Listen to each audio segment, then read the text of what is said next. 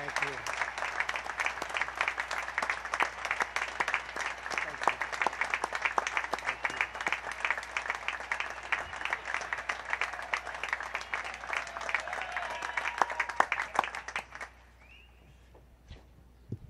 Hello, midshipmen. Hello.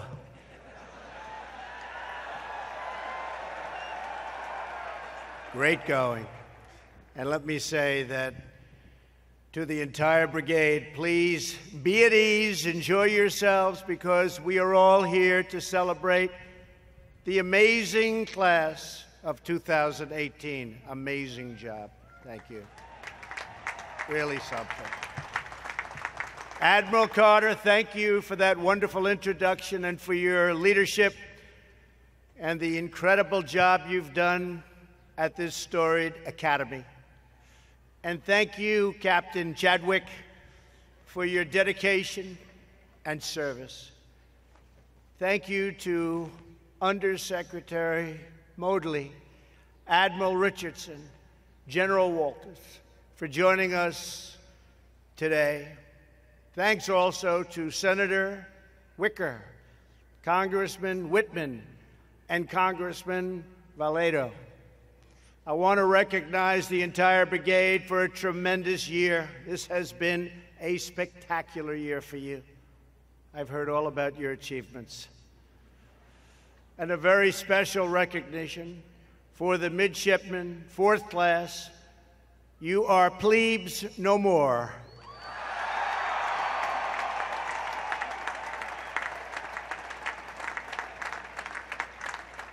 To all of the distinguished faculty and staff, to the local sponsor families, and most importantly, to the parents and grandparents and family members who have helped our graduates reach this joyous hour. Today is your incredible achievement also. They would have never made it without you. You know that. So I want to thank our midshipmen. I want to thank your families. And thank you. America thanks you more than anybody. You have done a spectacular job. Thank you very much.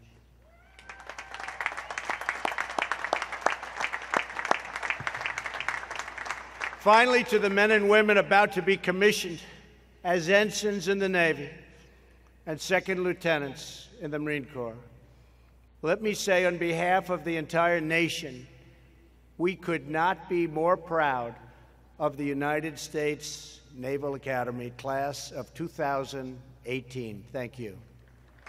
Great job. Congratulations to you all.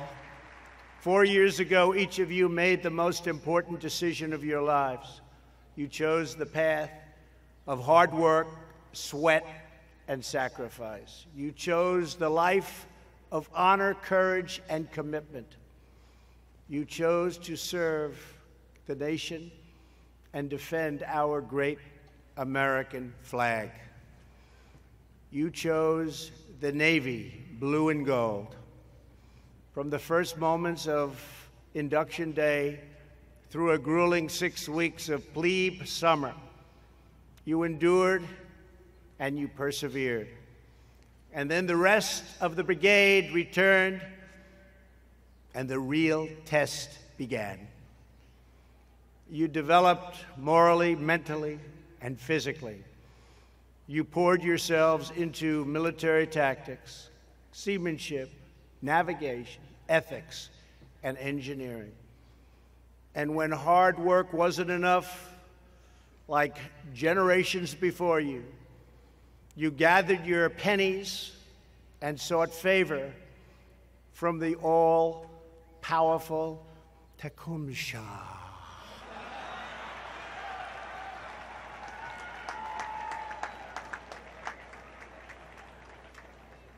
All-powerful, a little bit different. Others worked hard for their demerits at McGarvey's and the Fleet Reserve Club. And so today, in keeping with tradition, I declare that all midshipmen on restriction for minor offenses, you are hereby absolved.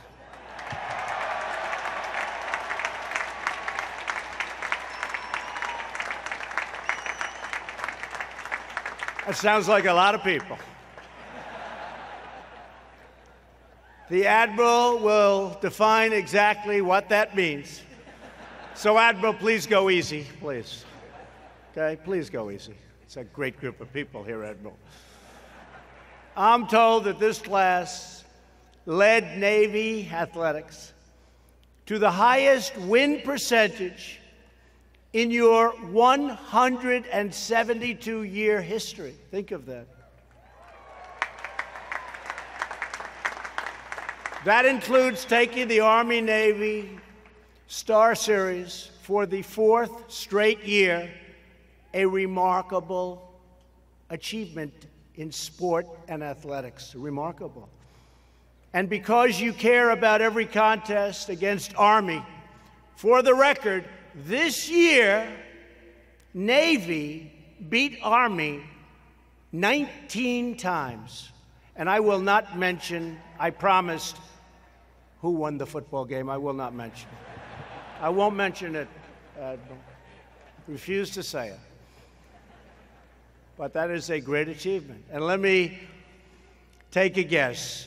You're still not tired of winning. Winning is such a great feeling. Isn't it a great feeling? Winning. A great feeling. Nothing like winning. Got to win. In every endeavor, the class of 2018 has shown its mettle and it's proved its might. You have earned your place in that ancient league of sailors and shipmates, captains and commanders, warriors and mariners and Marines. You crave adventure. Hello, folks back there. You chase discovery, and you never flinch in the eye of a raging storm. America is in your heart. The ocean is in your soul. The salt water runs through your veins. You live your life according to the final law of the Navy. The word impossible does not exist because Navy never quits. You don't give up, you don't give in, you don't back down, and you never surrender. Wherever you go, wherever you serve, wherever your mission takes you, you only have one word in mind, and that's victory. That's why you're here. Victory, very important word. You are now leaders in the most powerful and righteous force on the face of the planet, the United States military. And we are respected again, I can tell you that. We are respected again.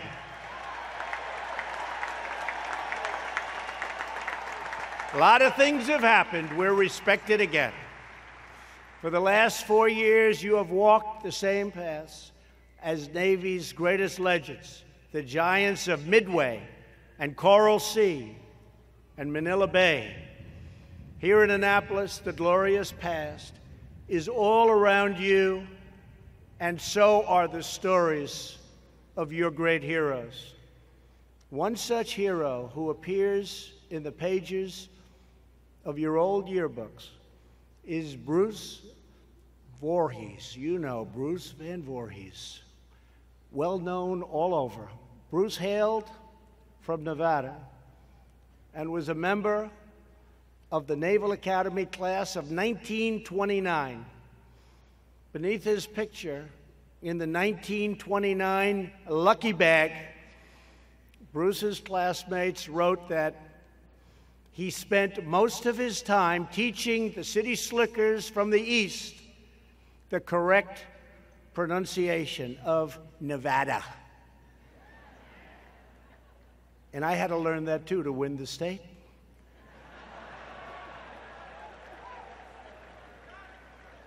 Great place. he saw studying as an unnecessary evil.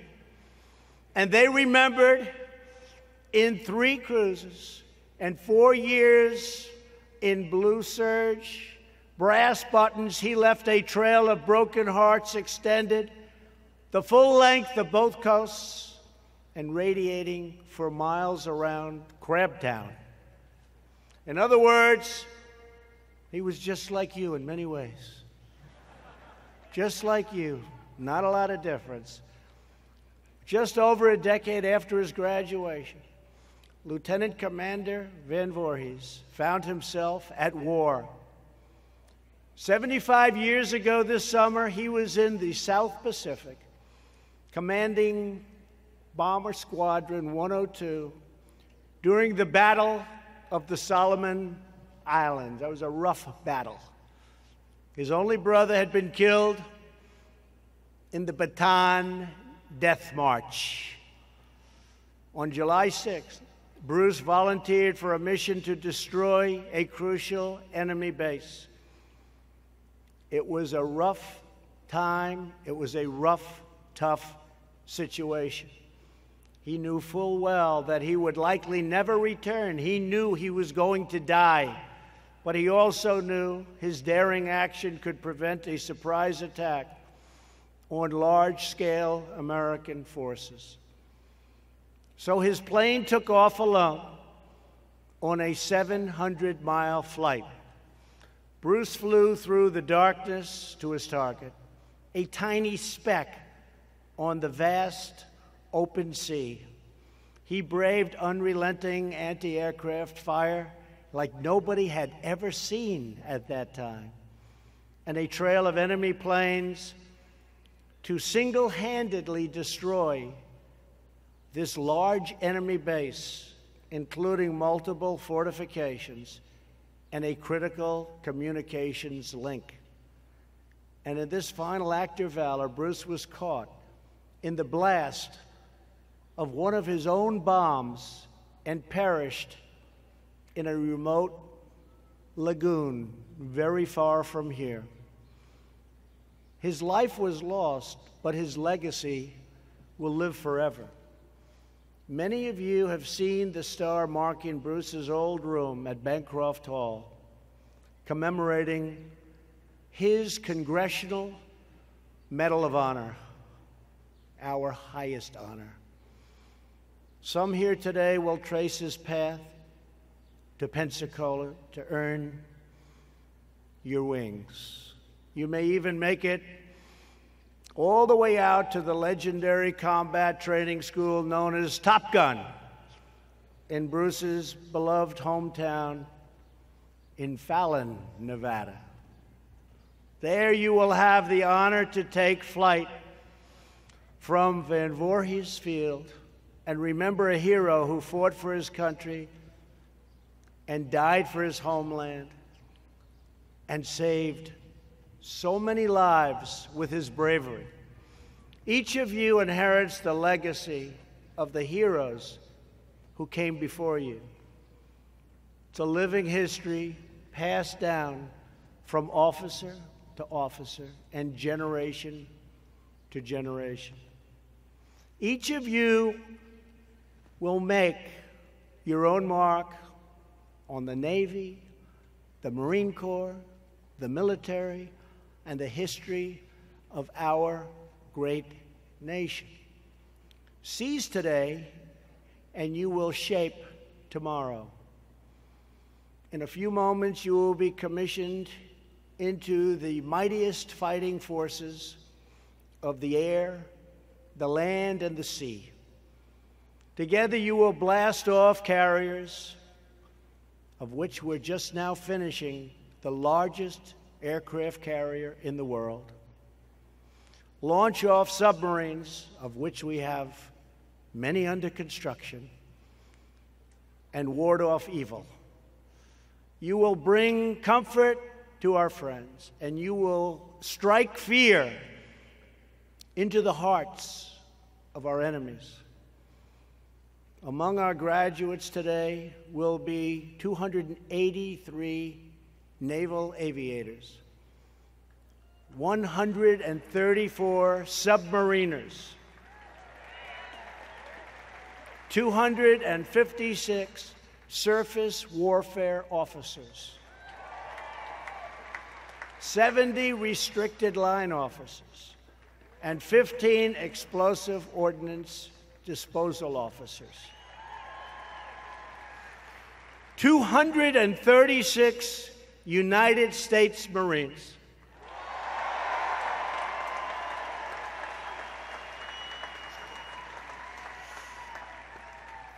and 35 very tough, very well-conditioned Navy SEALs.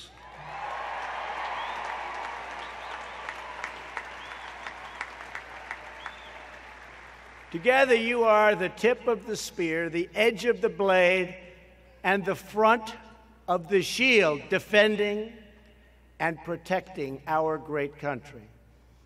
You know, there is no mission our pilots can't handle.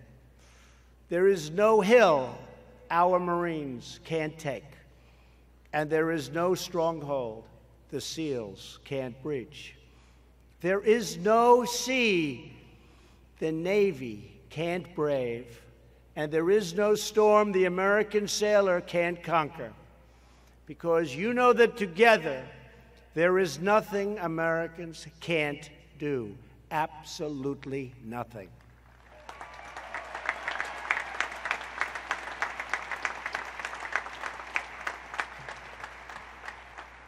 In recent years and even decades, too many people have forgotten that truth.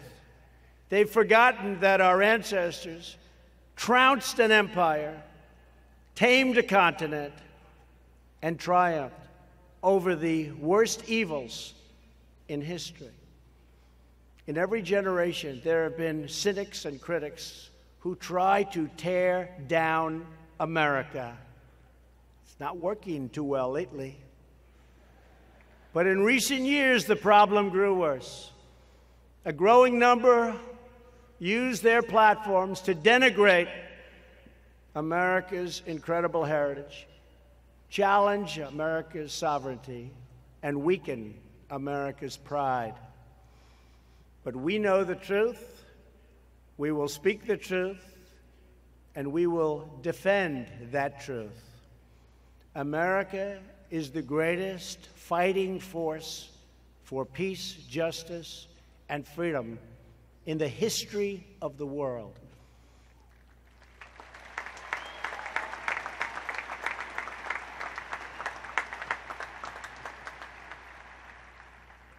And in case you haven't noticed, we have become a lot stronger lately. A lot. We are not going to apologize for America. We are going to stand up for America. No more apologies. We are going to stand up for our citizens. We are going to stand up for our values. And we are going to stand up for our men and women in uniform.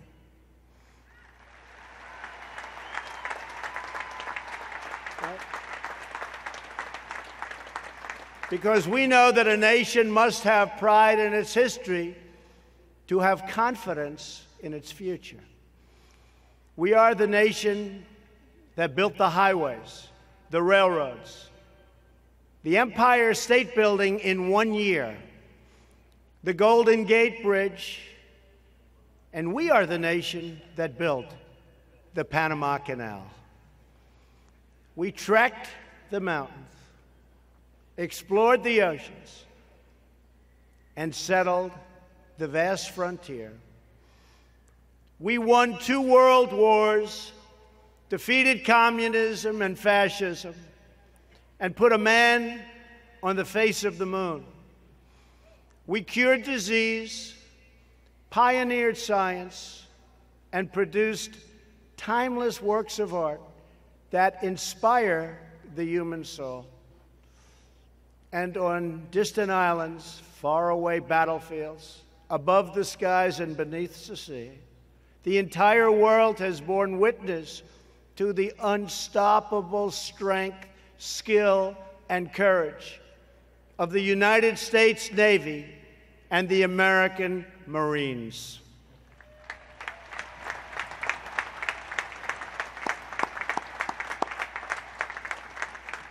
Each of you enters service at a truly exciting time for our country.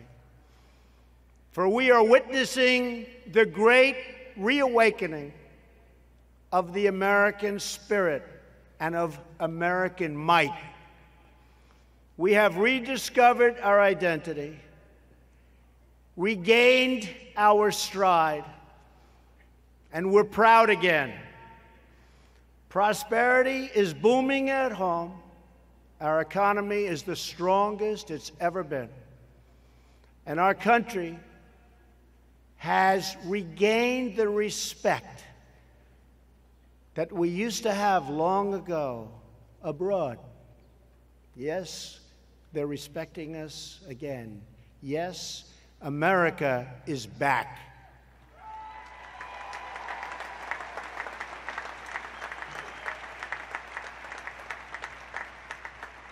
We have begun the great rebuilding of the United States military. We have ended the disastrous defense sequester. No money for the military. Those days are over.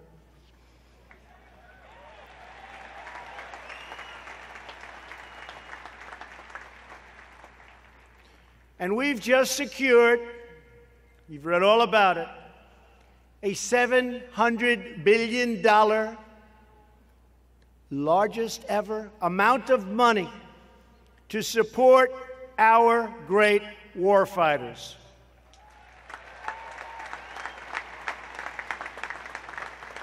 And I might add that next year, the $700 billion, not million, they're liking the sound of million, but billion's better. The $700 billion goes to $716 billion, and we are going to be stronger than ever before. We will have the strongest military that we've ever had, and it won't even be close. And when did we need it more than now?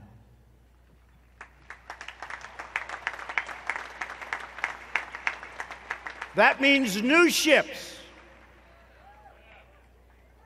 You like that? We have now the lowest number of ships that we've had since World War I. And very soon you're going to be up to 355 beautiful ships. 355. That's almost a couple of hundred more ships. So you're going to be around for a long time. We're not running out of equipment. We're not running out of ships. And that's been approved. And we are honored by it. We're going to have new equipment and well-deserved pay raises. We just got you a big pay raise. First time in 10 years. We got you a big pay increase, first time in over 10 years. I fought for you. That was the hardest one to get, but you never had a chance of losing. I represented you well. I represented you well. And this week we passed the new landmark legislation to give more choice and better care to our great veterans. We're going to take care of our veterans. We're doing a great job with it.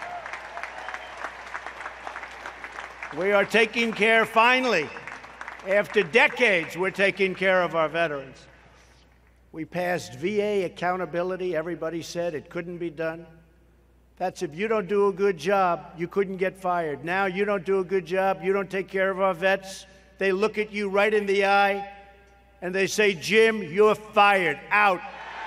Out. You're fired. Get them out of there. They all said you couldn't get that. They tried to get it for 35 years. We just say, get him out of here. He doesn't take care of our vets. Next year, we're committing even more to our defenses, and we're committing even more to our veterans, because we know that the best way to prevent war is to be fully prepared for war. And hopefully we never have to use all of this beautiful, new, powerful equipment. But you know, you're less likely to have to use it if you have it and if you know how to work it, and there's nobody knows how to work it like you. And if a fight must come, there is no other alternative. Victory, winning, beautiful words, but that's what it's all about. We are reestablishing the Second Fleet in the Atlantic, bigger, better, stronger than it's ever been before. We are rebuilding our defense industrial base to forge American iron, aluminum, and steel, which, by the way, we just put tariffs on when it comes in from other countries, okay? We're taking in a lot of money now.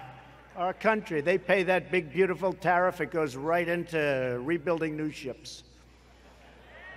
We've been taken advantage of by the world. That's not going to be happening anymore. You see what's going on. So we're building that modern fleet manned by the greatest sailors anywhere in the world. We're sharpening the fighting edge of everything, from Marine infantry squads to combat ships, to deliver maximum lethal force. The enemy has to know we have that. And we are recommitting to this fundamental truth. We are a maritime nation. True. And being a maritime nation, we're surrounded by sea. We must always dominate that sea. We will always dominate the oceans. We are showing what we can achieve when natural American confidence is backed by unrivaled American power and unquestioned American resolve. Also, there's another word that's never used, and I'll use it today. It's called talent. We have talent, and a lot of other people don't, and a lot of other countries don't. We have great talent, and I've seen it. In other words, we are showing what is possible when America starts acting like its sailors and its Marines. Our nation cannot be strong without the heroes whose hearts stir the words, "Don't give up the ship." Very famous phrase. We even use it in business. Things are going bad. You say, "Don't give up the ship. Keep fighting. Don't give up the ship." But it's really, you guys started it. Our country cannot prevail without those who rally to Admiral Farragut's famous cry. You know it well. "Damn the torpedoes, full speed ahead." Boom.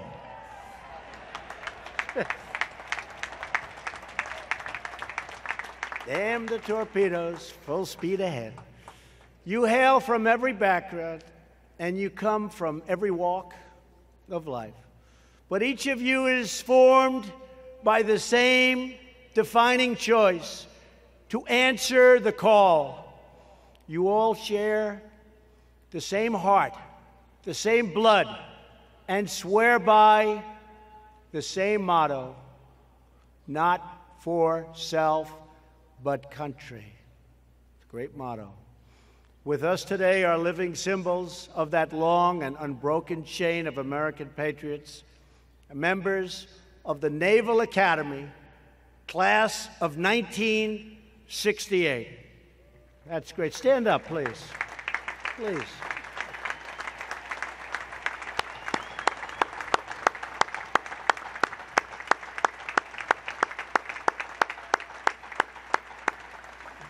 Exactly 50 years ago, they were in your shoes. They embarked into service, and they made America very proud. To everyone in the class of '68, we thank you and we salute you. Like those who came before them, today's graduates will serve America through times of triumph and some hours of peril. There will be hours of peril. You will face new challenges, even challenges that you can't envision, but you'll find new solutions that nobody can even imagine.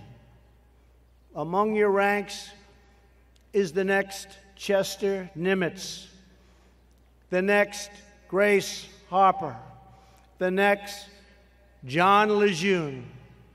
Future generations will talk about you. They will tell your stories, speak of your courage, and someone many years from now will be standing right here in my position, paying tribute to your great service. It will happen because you already know the keys to success. You know that as long as we are proud of who we are and what we are fighting for, we will not fail. We cannot fail. We will always succeed. Always.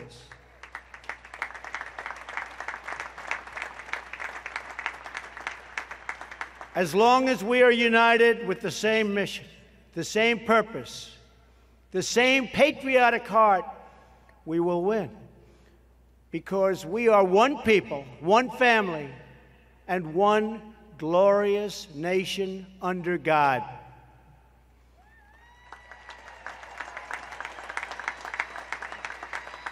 Together we struggle, together we strive, together we pray, and together we triumph.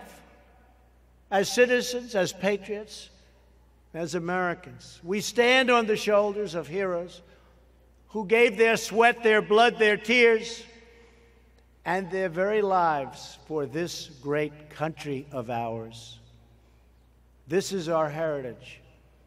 This is our home. And this is our pledge. We are all in for America like never before. We are all in for our great country.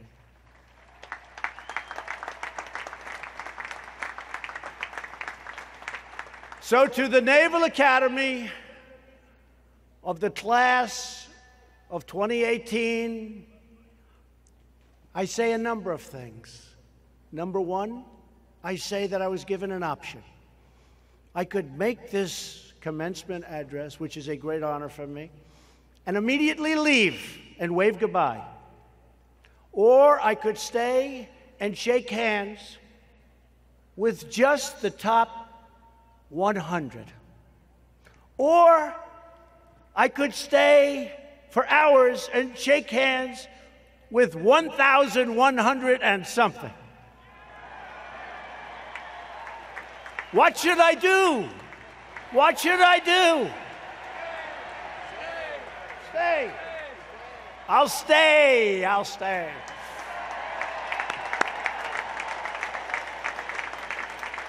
I'll stay.